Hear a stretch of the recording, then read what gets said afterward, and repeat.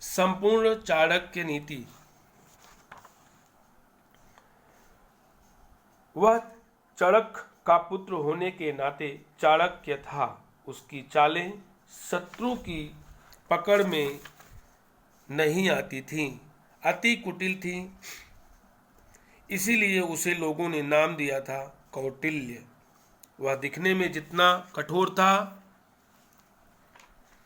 उतना ही सहृदय भी था। राजनीति की बिसात पर टेढ़ी मेढ़ी चालों का खिलाड़ी होने पर भी वह सच्चा महात्मा था।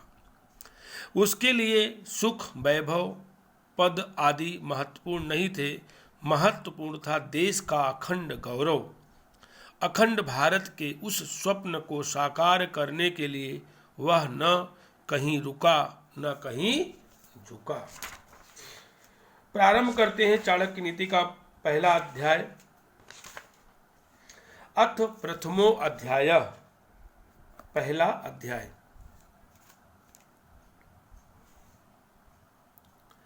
किसी कष्ट अथवा आपत्ति काल से बचाव के लिए धन की रक्षा करनी चाहिए। धन खर्च करके भी स्त्रियों की रक्षा करनी चाहिए, परंतु स्त्रियों और धन से भी आवश्यक है कि व्यक्ति स्वयं की रक्षा करे। प्रणम्य शीर्षा विष्णुं त्रैलोक्याधिपतिं प्रभुं नाना शास्त्रो दुधतुं वक्षे राजनीतिस मुच्यम। मैं तीनों लोकों पृथ्वी, अंतरिक्ष और पाताल के स्वामी सर्वशक्तिमान सर्वव्यापक परमेश्वर विष्णु को सिर झुकाकर प्रणाम करता हूँ। प्रभु को प्रणाम करने के बाद मैं अनेक शास्त्रों से एकत्रित किए गए राजनीति से संबंधित ज्ञान का वर्णन करूँगा।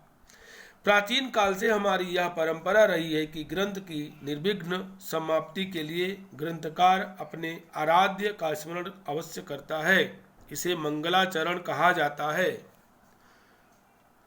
आचार्य चाणक्य ने भी सर्वशक्तिमान प्रभु विष्णु को नमन करके प्रथम ग्रंथ की रचना की है।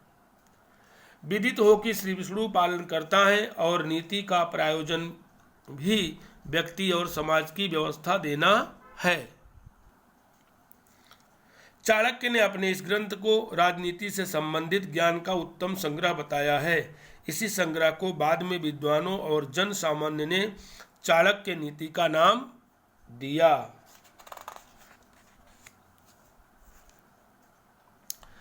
अधीत्येदं यथा शास्त्रम नरो जानाति सत्तमः धर्मोपदेश विख्यातम कार्याकार्यम शुभाशुभम।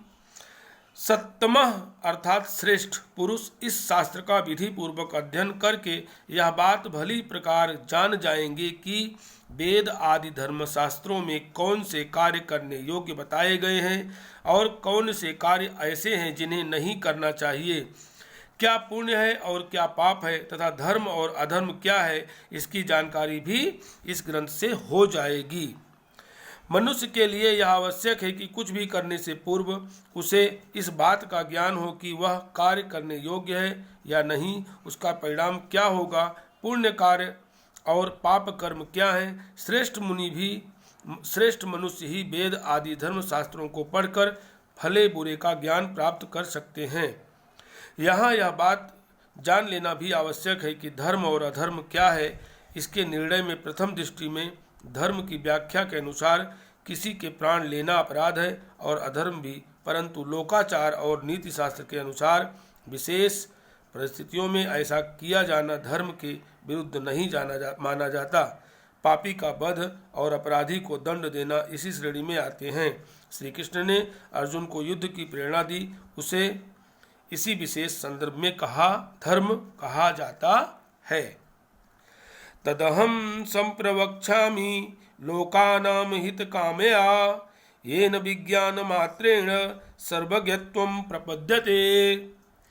अब मैं मानव मात्र के कल्याण की कामना से राजनीति के उस ज्ञान का वर्णन करूंगा जिसे जानकर मनुष्य सर्वज्ञ हो जाता है। मूर्ख शिष्योपदेशेन दुष्ट स्त्री भरणेन च दुखितये संप्रयोगेण पंडितौ अप्यवसीदिति। मूर्ख शिष्य को उपदेश देने, दुष्ट व्यभिचारिणी स्त्री का पालन पोषण करने, धन के नष्ट होने तथा दुखी व्यक्ति के साथ व्यवहार रखने से बुद्धिमान व्यक्ति को भी कष्ट उठाना पड़ता है। दुष्टा भार्यां शठं मित्रं भूत्योश्चतुर्दायकः ससर्पे च गृहे वासो मृत्युरेव न संशयः। दुष्ट स्वभाव वाली, कठोर वचन बोलने वाली दुराचारिणी स्त्री और धूर्त दुष्ट स्वभाव वाला मित्र, सामने बोलने वाला मुंहफट नौकर और ऐसे घर में निवास जहां सांप के होने की संभावना हो, ये सब बातें मृत्यु के समान हैं। आपदर्थे धनम रक्षेद दारान रक्षेद नैरपि आत्मनं सततम रक्षेद दारैरपि धनैरपि। किसी कष्ट अथवा आपत्ति काल से बचाव के लिए धन की रक्षा करनी चाहिए और धन खर्च करके भी स्त्रियों की रक्षा करनी चाहिए, परंतु स्त्रियों और धन से भी अधिक आवश्यक यह है कि व्यक्ति अपनी रक्षा करे।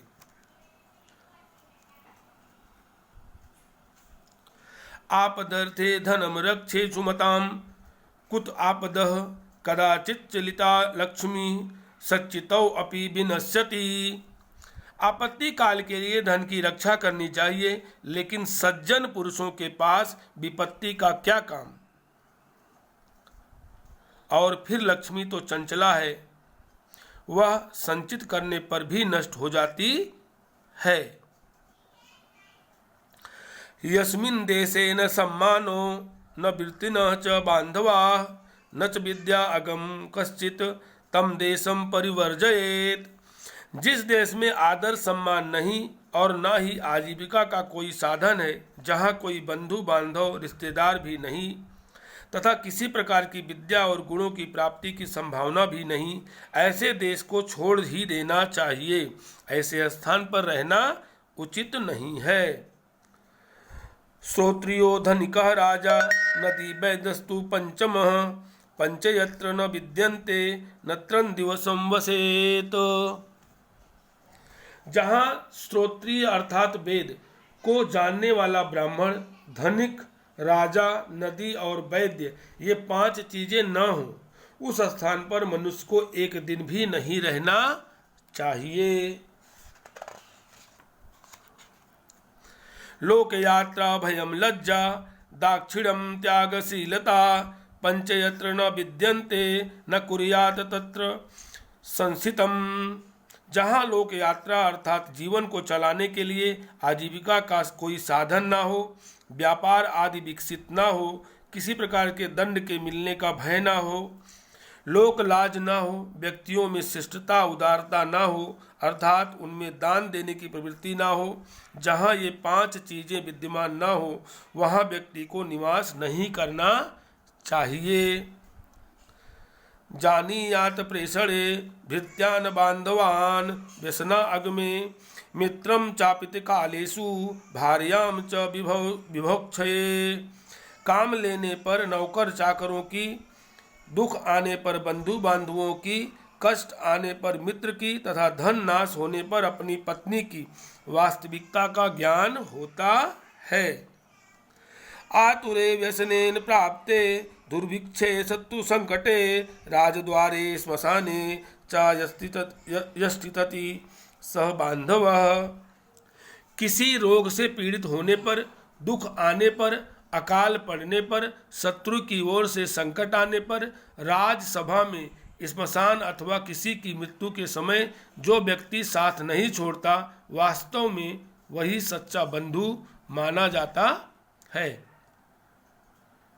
यो ध्रुवाणि परित्यज्य अर्ध्रुवं परिसेवते ध्रुवाणि तस्य नश्यन्ति अर्ध्रुवं नष्टमेव हि।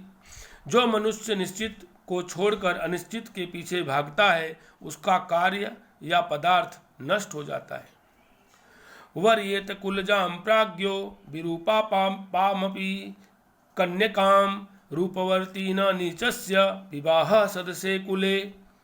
बुद्धिमान व्यक्ति को चाहिए कि वह श्रेष्ठ कुल में उत्पन्न हुई कुरूप अर्थात सौंदर्यहीन कन्या से भी विवाह कर ले, परंतु नीच कुल में उत्पन्न हुई सुंदर कन्या से विवाह न करे।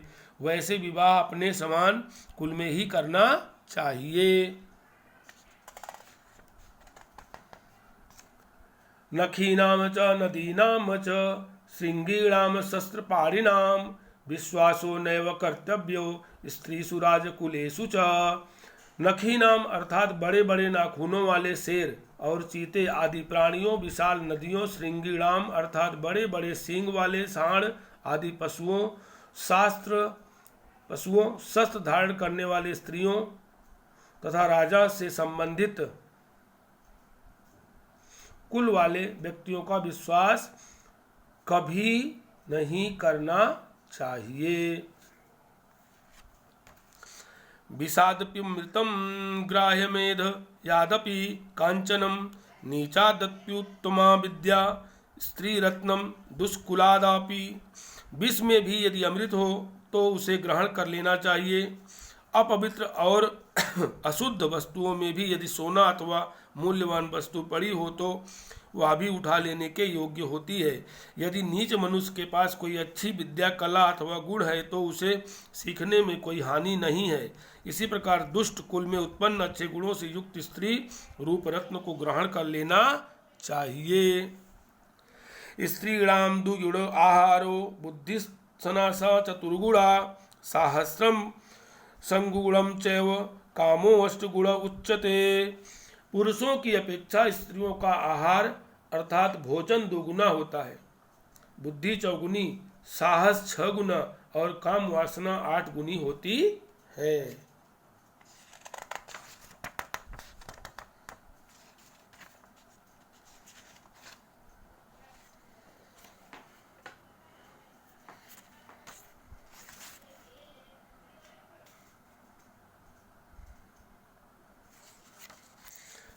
अथ प्रथमो अध्याय समाप्तः।